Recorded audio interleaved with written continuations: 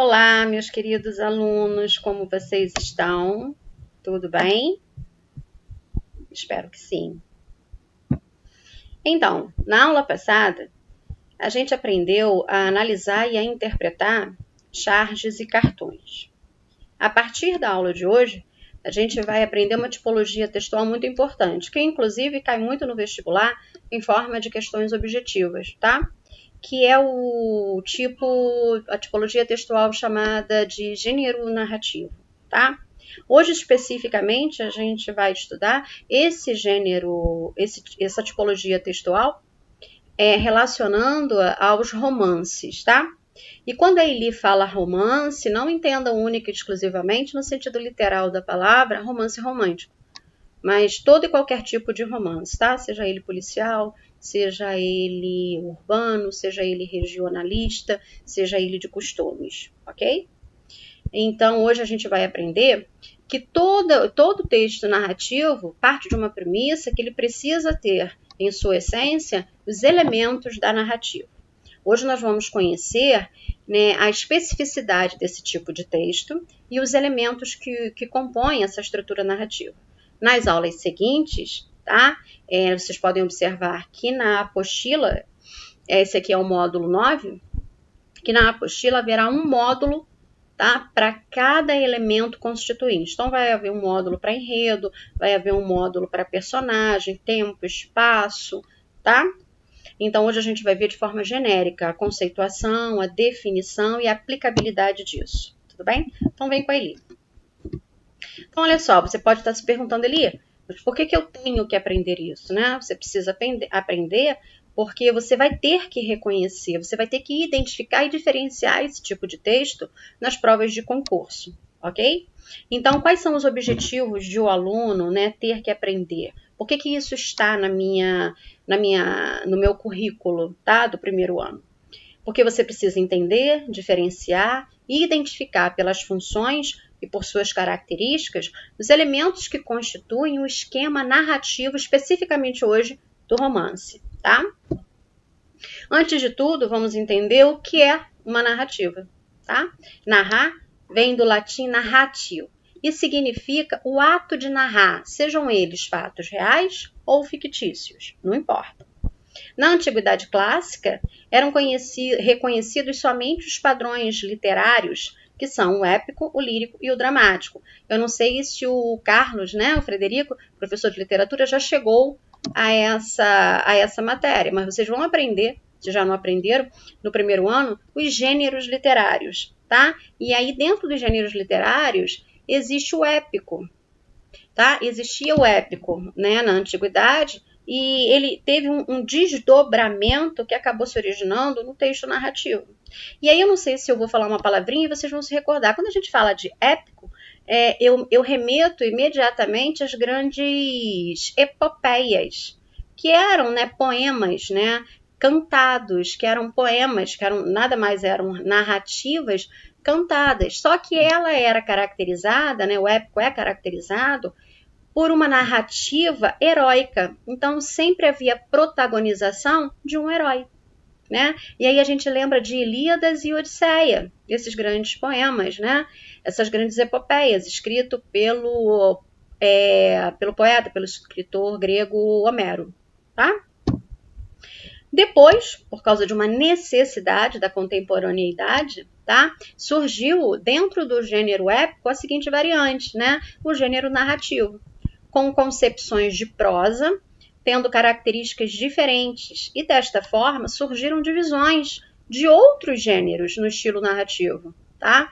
Que são o romance, a novela, o conto, a crônica, a fábula. Tá vendo? Então, por uma necessidade da modernidade, né, houve um desdobramento, porque entendeu-se dentro dessa linha, né, da teoria literária, que a gente precisava abranger outros tipos de gênero, né, que não contasse com a figura de um herói, tá? Hoje os heróis são outros, serão outros e continuarão sendo outros, tá? E aí, olha, é importante destacar que dentre esses novos gêneros, o romance será o foco de estudo desse material específico, tá? Dessa aula, dessa modulação. Mas antes, veja um fragmento de um romance. Depois da leitura, tente responder as questões. Quem participa da história? O que acontece na história? Quem conta essa história? Onde a história se passa? Quando essa história se passa ou é contada? Como deve ser a história? Isso aqui é a atividade para casa, tá bom? Então vão aparecer nos próximos slides, né? Um trecho do livro Trapiche, excelente, né? Se der, né? Se eu fosse vocês, eu baixaria para lê-lo, porque vale muito a pena, tá? É uma crítica social contundente e atemporal. Então, eu vou passar aqui os próximos slides, tá? É do Jorge Amado, maravilhoso, Capitães de Areia. Vocês vão ler e depois responder aquelas perguntas, tá bom? E aí a gente chega efetivamente à conceituação de romance, tá? Que é uma narrativa longa, podendo ser dividida em capítulos, com diferentes personagens envolvidos em uma história principal, como também histórias paralelas a essa principal, apresentando espaço. E aí eu chamo a atenção de vocês que espaço na redação, tá? Significa lugar onde esse enredo acontece, onde essa narrativa acontece. E tempo, tá? Então, olha só, dentro dessa história, eu posso ter histórias paralelas, onde serão apresentados um espaço e um tempo, que podem variar, tá? Conforme a necessidade do autor. Seus vários conflitos, que podem ser entendidos como secundários, são oriundos dos painéis da época, das divagações filosóficas dos autores, da observação dos costumes das pessoas na sociedade. Por isso que a gente tem romance de costume, porque vai avaliar, vai narrar as posturas, os comportamentos das pessoas numa determinada época, ok? Então, na realidade, uma mistura de ficção e realidade, tá? Esses elementos, né, são importantes destacá-los no sentido de que eles farão sempre parte deste gênero, que é o romance, tá? A denominação da palavrinha romance vem do período do romantismo, no qual este gênero se tornou conhecido, apesar de a sua raiz ser de antes do realismo, tá? Porque é no realismo que ele se fundamenta. Apesar do nome romance ter origem no romantismo e ter lá, né, os seus pontos de contato com os romances de costume, urbano, histórico, é no realismo, na realidade, que ele vai se fundamentar, se solidificar. Os romances do realismo são mais fiéis a esse texto em relação à sua estrutura quanto ao tipo de abordagem, a uma crítica social contundente, a descrição detalhada dos costumes das pessoas, tá? Engels considera o romance a epopeia burguesa moderna, porque o romance se firmou após o crescimento da industrialização no século XVIII. E aí a gente vê Dom Quixote de la Mancha, de Miguel de Cervantes, um clássico, escrito em 1600, que é considerado, então, o primeiro romance da literatura, tá? O romance se forma em torno de uma trama, ou seja, dos acontecimentos organizados seguindo uma sequência temporal. Mas a gente vai aprender aqui que existem romances atemporais, tá? E que também apresenta uma não linearidade. Eu vou explicar para vocês isso, tá?